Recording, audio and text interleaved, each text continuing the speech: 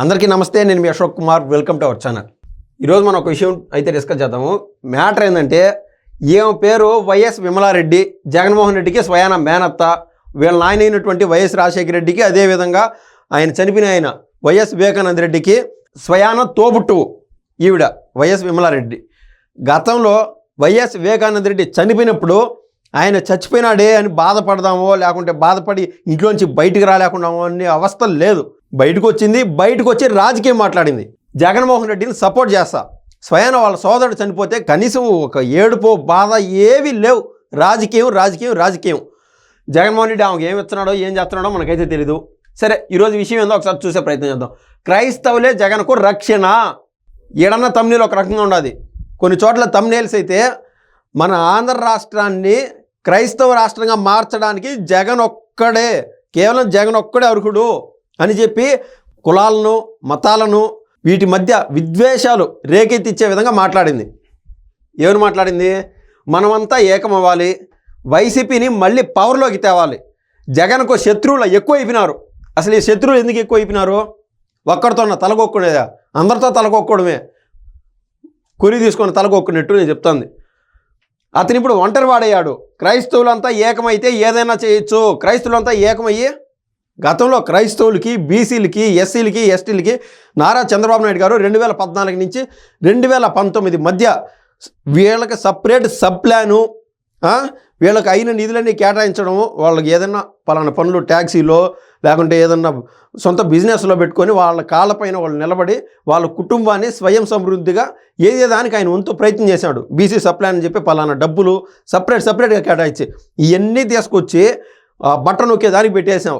అంటే 5-6 నెలలు వెయిట్ చేసి రైతు భరోసా పడుతుంది, 5,500 ఎంతో పడుతుంది.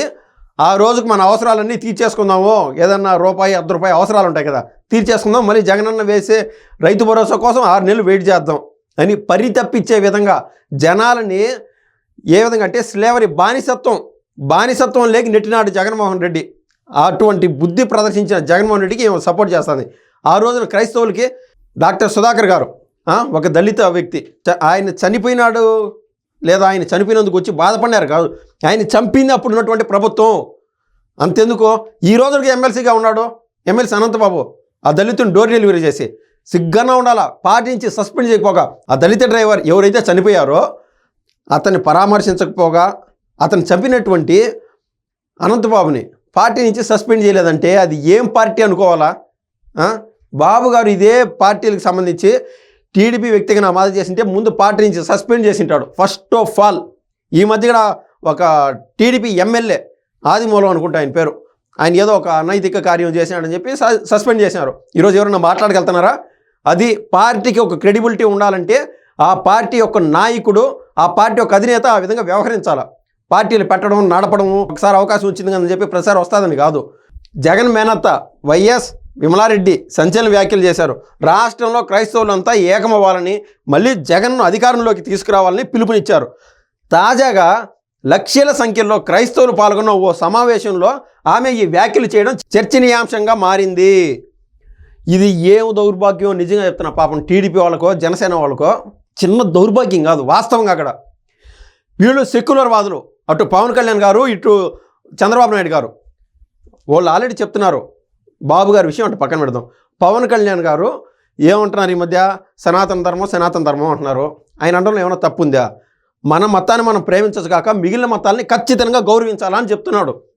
దాన్ని రాజకీయంగా చూడట్లా, గౌరవించాలని చెప్తున్నాడు. రాజకీయంగా చూసేటి కంటే ఆయన సనాతన ధర్మం తలకిందుకు ఎత్తుకుంటాడు పవన్ కళ్యాణ్ గారు. మన మతాన్ని మనం ప్రేమించాక మిగిలిన మతాలపైన మనకు గౌరవం అంటూ ఖచ్చితంగా ఉండాలని చెప్తున్నాడు. వీళ్ళు ఏ రోజు మతాల గురించి మాట్లాడే పరిస్థితి రాలా. మీరు కల్పిస్తున్నారు వీళ్ళ దగ్గర మతాల గురించి మాట్లాడే పరిస్థితి. ప్రతిసారి జగన్మోహన్ రెడ్డి రాజకీయాలు ఎప్పుడు వస్తే అప్పుడు చర్చికి వెళ్ళిపోవడము, గుళ్ళు సంగతి సరాసరి. ఇటువంటి పవన్ కళ్యాణ్ లాంటి వాళ్ళు కొంచెం ఫ్లోలోకి కొంచెం ముందుకు రావడం వల్ల జగన్మోహన్ రెడ్డి కనువిప్పు కలిగి మొన్న మధ్య బద్వేలకు సంబంధించిన కాశీనాయన ఆశ్రమం గురించి ఆయన ట్వీట్ పెట్టే పరిస్థితి వచ్చిందంటే జగన్మోహన్ రెడ్డికి, పక్కా క్రైస్తవవాదికి ఏ పరిస్థితులు వచ్చాయని చూడు. ఈవిడ జగన్మోహన్ రెడ్డిని ఇబ్బంది పెట్టాలా, మరోసారి తలదించుకునేలాగా చేయాలని చెప్పి ఈవిడ ప్రయత్నం చేస్తుంది. జగన్మోహన్ రెడ్డికి ఆల్రెడీ క్లారిటీ, పక్కగా ఉత్త క్రైస్తవ మతాన్ని తలకెత్తుకుంటే హిందువులు అలర్ట్ అయిపోయినారు. ఆల్రెడీ అంటే డిక్లరేషన్ పైన సంతకం పెట్టి నేను తిరుమలకు పోలేదని చెప్పి హిందూవాదులు, హిందుత్వవాదం ఉండేవాళ్ళు ఎవరు కూడా నన్ను నమ్మట్లేదు అని చెప్పి ఇందుకు ఈ మధ్య గుళ్ళకు పోవడము లేదన్నా దేవుళ్ళ గురించి మాట్లాడడం ఈ ప్రయత్నం చేస్తున్నాడు జగన్మోహన్ రెడ్డి. ఆయన పని ఆయన చేసుకొని ఉండే. ఈ లోపు మళ్ళీ వచ్చి కలబెట్టేసింది క్రైస్తవ మతం అని. అసలు ఈవిడ ఎందుకు ఈ మాత్రం మాట్లాడాల్సి వచ్చింది మనం ఒకసారి ఆలోచన చేసి చూస్తే, బ్రదర్ అనిల్ కుమార్ వీళ్ళ మేనకోడలైనటువంటి షర్మిల భర్త బ్రదర్ అనిల్ కుమారు, అదేవిధంగా వైఎస్ షర్మిల, వీళ్ళంతా పక్కా క్రిస్టియన్ ఓట్ బ్యాంక్ని వాళ్ళ పిడికిల్లో పెట్టుకున్నారు. వాళ్ళ దాటి వేరే పాస్టర్కో లేకుంటే వేరే రాజకీయ నేతకో ఓట్లు పోయే ఛాన్స్ లేదు. ఎందుకంటే క్రిస్టియన్ మతంలో ఏమని చెప్తున్నారంటే, ఆడబిడ్డల్ని ఇబ్బంది పెడితే అటువంటి నమ్మకూడదు అనేట్టు కొన్ని ఉంటాయి కదా వ్యాఖ్యలు, వాక్యాలు అట్లా. ఆ విధంగా జగన్మోహన్ రెడ్డి తన స్వయాన చెల్లెలైనటువంటి వైఎస్ షర్మిలని ఏ విధంగా అయితే ఇబ్బంది పెట్టాడో, ఆ ఇబ్బందిని క్రిస్టియన్ ఓటర్స్ కానీ క్రిస్టియన్ కమ్యూనిటీ ఎవరు మర్చిపోవట్లే. నువ్వు ఎంతైనా మంచి చేయి, ఇంటికి 1 లక్ష రూపాయలు పంచు, ఏమి అవ్వదు. విఘ్నులు గల క్రిస్టియానిటీ ఓటర్స్ పక్కా షర్మిల గారితో ఉన్నారు చాలామంది. ఇంకా ఆ క్యాడర్ వైజ్ జనసేనకు ఉండే క్రిస్టియానిటీకి ఉంది, టీడీపీకి ఉండే క్రిస్టియానిటీకి ఉంది. నీకు రాజకీయం చేయాలనుకుంటే నేను చెప్తున్నాను. సో నువ్వు సపరేట్గా క్రిస్టియానిటీ ఓటు మాత్రం ఇట్లా లాగాలని ట్రై చేస్తే అటు హిందుత్వవాదులు ఆల్రెడీ ఇబ్బంది పెట్టేశారు. ఎందుకంటే నాకు ఆ మతం లేదు, ఈ మతం లేదు, మానవత్వం మాత్రమే ఉండదు, అందుకు నేను డిక్లరేషన్ పెట్టి నేను తిరుమలకు పోను అని జగన్మోహన్ రెడ్డి అన్నాడు కదా. పూర్తిగా జగన్మోహన్ రెడ్డి హిందూ ఓట్లపైన డిపెండ్ అయ్యే ఛాన్స్ వచ్చింది. ఆ పరిస్థితుల్లోకి ఆయన స్వయంగా నెట్టబడినాడు. విమలారెడ్డి వ్యాఖ్యలపై జన సైనికులు ఆగ్రహం వ్యక్తం చేస్తున్నారు. ఇదిరా మతతత్వ రాజకీయం అంటే. పవన్ కళ్యాణ్ ఏ రోజు ఎన్నికల కోసం హిందువులు ఏకం కండి అనలేదు, మీ హక్కుల కోసం ఏకం కమ్మన్నాడు. ఇది విషయం.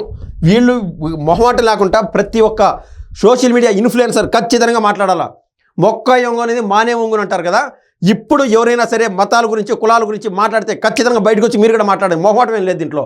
ఎందుకంటే ఏవుడొచ్చి అందరూ క్రిస్టియన్స్ అందరూ ఒక ఏకం కావాలా, జగన్మోహన్ రెడ్డికి వేయాలన్నప్పుడు పవన్ కళ్యాణ్ గారు అనలేరా మాకు హిందూ ఓట్లు మాత్రం సరిపోతాయని చెప్పి పవన్ కళ్యాణ్ గారు కానీ అండం మొదలుపెట్టి ఎంతసేపు మీ ఒక్కరికైనా ఛాన్స్ ఉండేది, ఒకరికి ఉండదా ఛాన్సు? ప్రతి ఒక్కరూ కొద్దిమేర విఘ్నత ప్రదర్శించాలా. ఓట్ల కోసమే రాజకీయాలని, ఆ రాజకీయాల మధ్య కులాలని, మతాలని తీసుకురావద్దు దయచేసి. కేవలం మనుషులుగా చూడండి. ఏదైనా పేదరికంలో ఉండే వాళ్ళకి మీరు ఇచ్చే సంక్షేమం ఏదన్నా చూడండి. మీరు మతాలు, కులాలని చెప్పి దయచేసి రాజకీయం పైన పొలమొద్దు. ఇది నా విజ్ఞాపన. ధన్యవాదాలండి.